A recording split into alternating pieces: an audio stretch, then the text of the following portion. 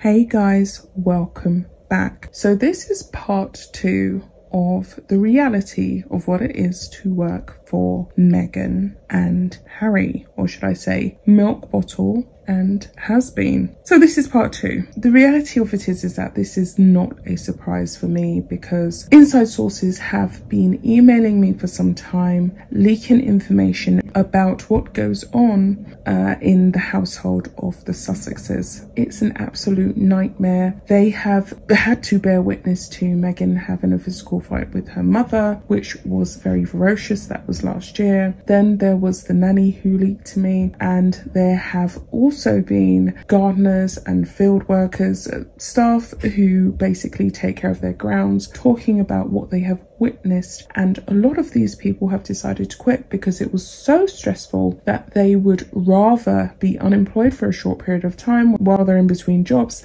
than work for the nightmare Sussexes. This doesn't surprise me at all, to basically summarize it. Let me get back into the source so I can actually complete this series and move on to the rest of the hot tea that I have discovered about them. So it continues on here. Once you get offered a job, Harry and Meghan give you a detailed contract full of fine print, explains the source of the lengthy document. It's so complicated that even a top attorney would be confused. The contract is said to be full of very specific demands, including a ban on small talk and even eye contact with the master mistress of the house. You can't speak to them unless they speak to you first, says the source. Cell phones and laptops aren't allowed in the Sussexes' residence, and all bags are searched before employees pass the gate. The source claims female staffers are even told what to wear. Flat shoes and pants must be worn at all times. The source says that the staff joke is because Meghan doesn't want Harry looking at another female's bare legs. Notes this source: if you break the contract, you are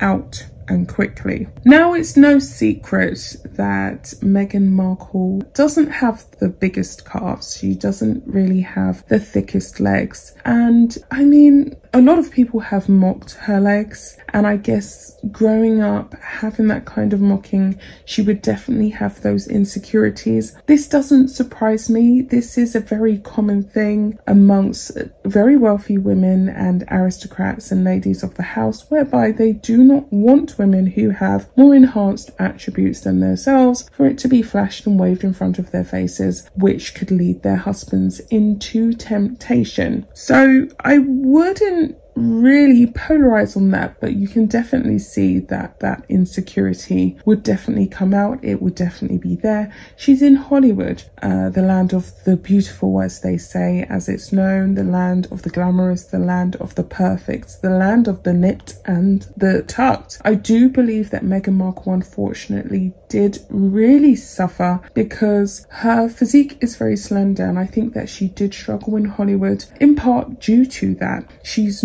not the most voluptuous, curvy woman. She doesn't really have all of the extremely feminine, attributes that is associated with Hollywood celebrities and actresses and those who become successful in the limelight. So I do think that she would definitely have insecurities about that. And there are, let's face it, a lot of glamorous, attractive people in California. I'm just putting it out there. This is what the source has said. So it continues on here. Bosses from hell. Though brought up far from the royal palaces of her husband, Meghan has earned a rep for being a micromanager who watches her employees like a hawk and complains about every little thing. Some people call her the wicked witch of the West Coast behind her back, says the source, adding that staff was aware the former Suit star had cameras installed throughout the house. You feel like Meghan is constantly breathing down your neck, even when she isn't in the room.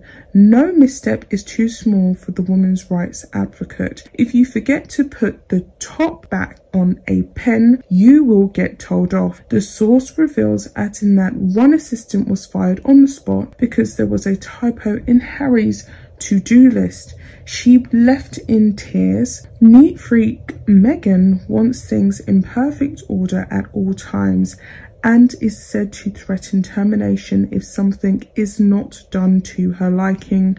The cups Now this bit was quite disturbing for me when I read it, because it reminded me of that movie with Julia Roberts. If you've seen it, leave a comment. So it's called Sleeping with the Enemy, and I actually watched it the other night at random, and I thought to myself, how awful. What do you do in that situation whereby the person that you love suddenly overnight, as soon as you've gotten married and la-di-da, and you've moved in and everything's perfect and there's money and there's opulence and there's wealth, and on the outside you would assume that these people are extremely happy, starts being very negative towards you, A, B, U, and you know the rest, and you find yourself in a situation whereby you have to literally get out of there, otherwise you are going to lose your life. It's scary. And he had this thing in the film whereby everything had to be lined up, and then there was one scene whereby he called her into the bathroom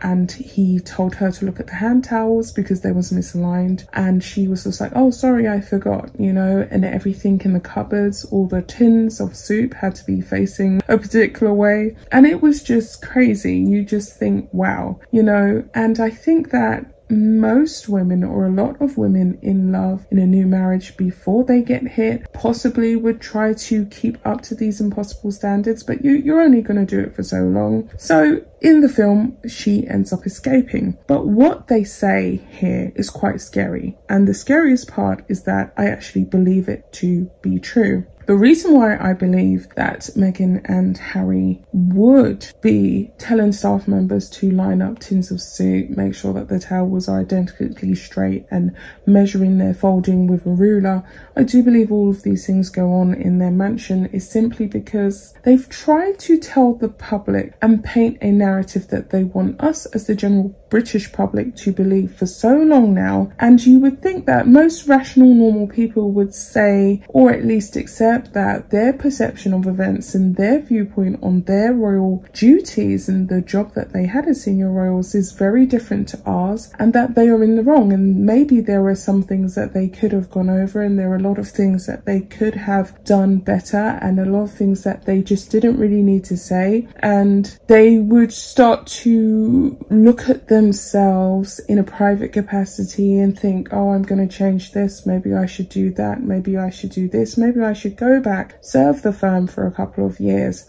and just get on with it and give the public, you know, a bit of what they want. But they've carried on, and they've carried on in this pig-headed way, and they're just very determined people, and it's very toxic, it's very negative. You can't tell people that their perception of you is wrong when that is simply their perception of you, you know, after witnessing all of the things that you've done thus far. There has to be at some point where you recognize, do you know what, you guys have a point, and you know, a billion people can't be wrong. So let me get into this. And everything is colour coordinated, the source says. If anything is left out of place, she snaps at you.